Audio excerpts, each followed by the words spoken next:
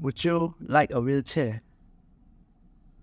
That was asked, the question was asked to me by the orthopedic I was seeing about 2 weeks ago. And it's done now, actually. So prior to that moment, I have a pain in left leg that is recurring. Last year, also is same time, August it recurred, and previously before also same time. So it's like 1 year once.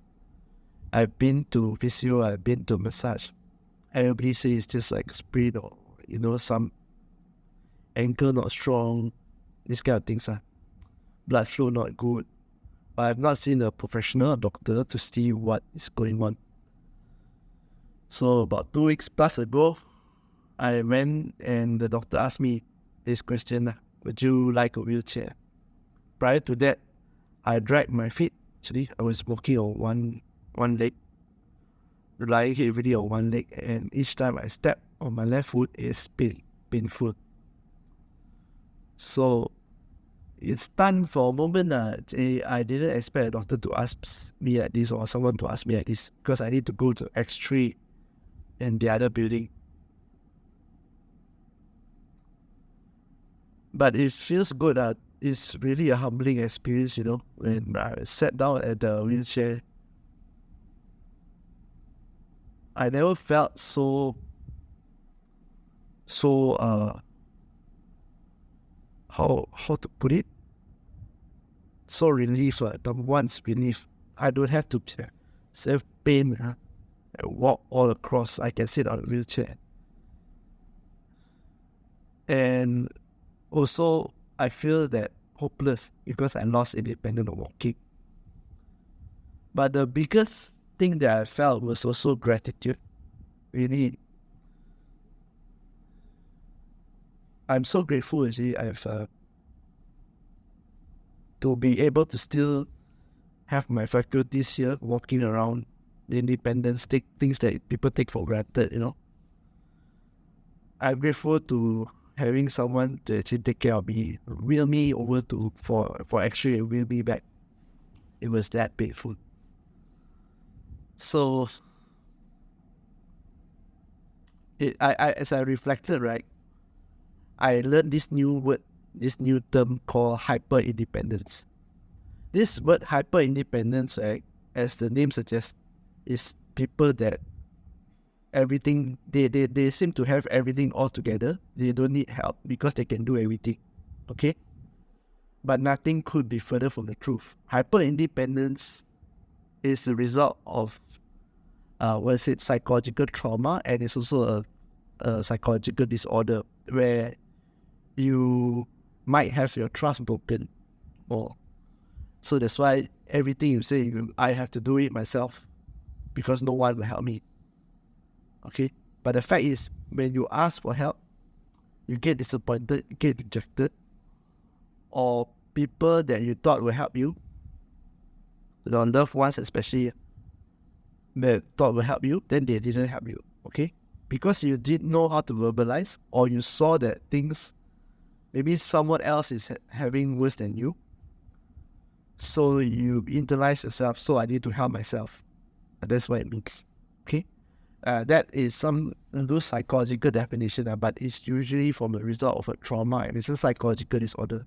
I didn't know being hyper independent or being independent, too independent, is a psychological trauma until I reflected back. There is some truth to it. Because I always thought that asking for help is being a burden, and most of the time it's people that is the one asking me for help. Not me going and ask for help. So somehow or other, people just come to me to help them with anything. Mostly is their emotional affairs. Money, no lah, money I don't have. So emotional affairs, and sometimes some people come ask me how to earn extra money, how to build a channel, a YouTube channel, how to write a book. So I always been helping people like how to grow their business, how to promote their business. But I never not never lah. I very seldom reach out to people for help. In fact, never lah. All the things I figure out myself. So I'm not sure where this root cause come from, but it could be because, especially when I was young at the time, I'm always I'm the eldest anyway. I think some of you, especially Asian parents, right? You all can relate to this statement. Asian kids, especially Chinese kids. Have you heard your parents actually like tell you, okay, you are the eldest, so your responsibility, you're supposed to take care of your siblings. I do have younger brother and sister. Okay, you are the only child. Okay, so mommy and daddy next time take care of mommy and daddy, hopefully. Okay. So it is actually a very, very culturally ingrained, especially among Asians, to this filial piety, filial piety. I hope I pronounce it correctly. It's a very virtuous. Okay, so when you actually mention that, that is like my grandmother's time, I think, 50 years ago, where there's not much insurance. So children are their insurance, their retirement. And then also, I've seen my parents actually taking care of my grandma. So it comes down, while this kind of statement, like, you are responsible for your siblings, or mommy and daddy only have you, so you're responsible, hopefully you can take care of us. These are innocent statements, But to the kid, right, and also to society, because it's so normalized, it became some sort of an invisible pressure on the shoulder. That is why most of us, especially the eldest kids, doesn't matter whether it's a male or female, boy or girl, they have this difficulty of asking for help because they are supposed to be responsible for the family, their own family, as well as their siblings or loved ones, okay, parents. So unconsciously, these kids, I'm not saying that just the others, I'm saying that if you are grown up to this kind of environment, you are expected from young to be independent, to learn how to find your way, things, and to learn how to do things, to find out things when to be okay with rejection. So when you try to learn how to be independent, right, you face a lot of rejection, you face a lot of disappointment, you will face a lot of people that misunderstand, all in the quest of fulfilling their prophecy of taking care of your family. So I just want to talk about this because I find that, especially among Asians, especially Chinese, doesn't matter, Asians, we don't really talk about what we feel, All of us, if you're facing out there this kind of same situation as me, hyper independence, know that all of us are, which order of birth you are, we are not asked to be born in that family. Okay, we are not asked to be born to be given this kind of burden since young. Okay, and it's okay to just not accept it as well. It's okay to want to change the norm. It's okay to go against the norm. We can actually we can realize that no man is an island, no man or woman is an island. So ask for help. Okay. So recently, August, I just joined a new real estate agency. I want to start and this kind of things happen. I had to spend more money. I've been charging a lot of my expenses, right, to my credit card, So now I want to start and go do my real estate business. Now also, at least on WhatsApp marketing, WhatsApp also got blocked.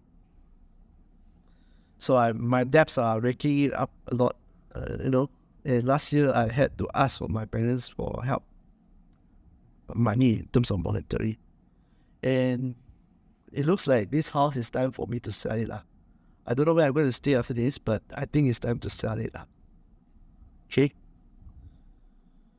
And now, with this, and I spent about 2,000 plus a day on medical expenses on credit card. So I turn it into installment. But my expenses is low. Sorry, my funds are low, so I need some money to sustain. I have to again ask for help. And I spoke to a friend that is also a friend who's also the eldest, and somehow we do have similar stories. She's the one sometimes I talk to and bounce ideas off like this.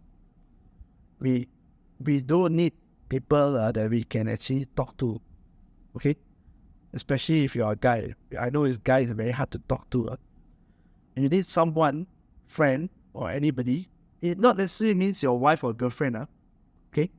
It can be some friends that you can talk to, and they don't judge you, okay? They don't borrow you money, it's okay, no problem. But don't go and find a friend just because they want to borrow money. So I have a friend like this. I have few friends like this.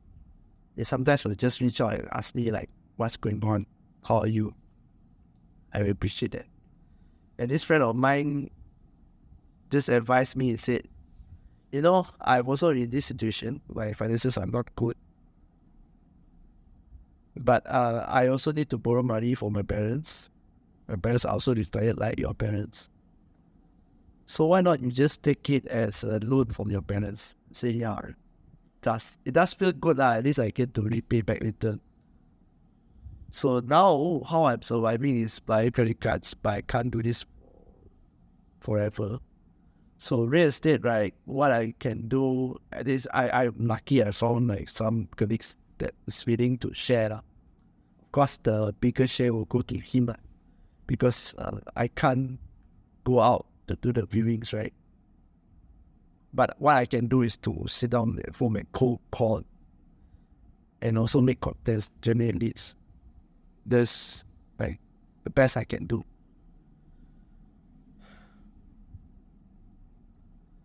So just to cut this short, I don't want it to be too long. The topic of hyper independence.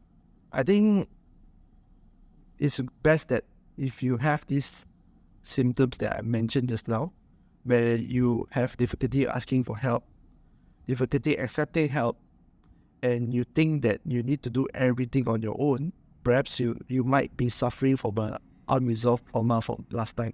It could be something your loved one says, it could be something somebody said, or some expectation. It's like an innocent word, innocent sentence, innocent statement thrown out there, and you internalize it, so you might need to look inside you, alright? And that's the first one. Second one is find someone, find a friend, maybe your spouse, maybe your girlfriend or boyfriend, doesn't matter, but you need someone or circle of people, a few people enough that you can talk to without being judged and without these things are used against you, okay? And thirdly, we as guys, right,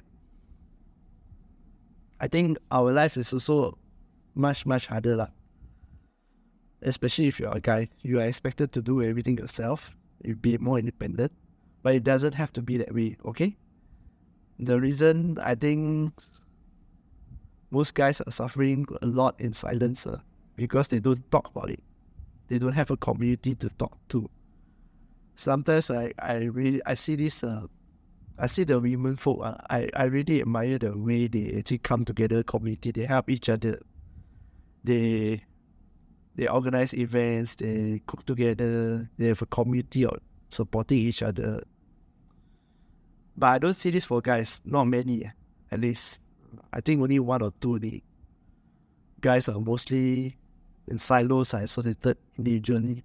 I hope that changes along the way, okay? By these videos that I'm doing, I hope that it helps you to reflect and to know that you are not alone. Okay? That's it.